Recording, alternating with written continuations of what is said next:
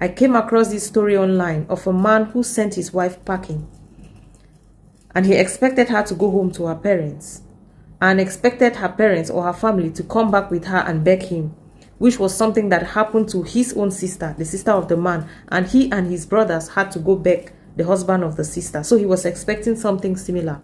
So instead of his wife going home as he had expected, his wife moved in with a friend, and the next month she rented an apartment for herself. So when this man saw that his wife was not coming back, he decided to reach out to the wife and wanted her to come back, and the wife did not agree to that. So he went to the family of the girl, begging the family to talk to their daughter and let their daughter come home.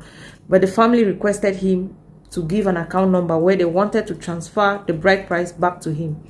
And so this man is crying out. He needs help. He says he doesn't want the bride price back. He wants his wife. He said he only wanted to teach a little lesson to his wife and not to send his wife away completely. So he's asking for help. What do you think? What's your opinion? What should he do to get back his wife? And if you are the wife, what are you going to do? Are you going to go back to him or not? And if you're also in like a member of the family, what would you do? What would be your reaction? Please let us know in the comments. Thanks for watching.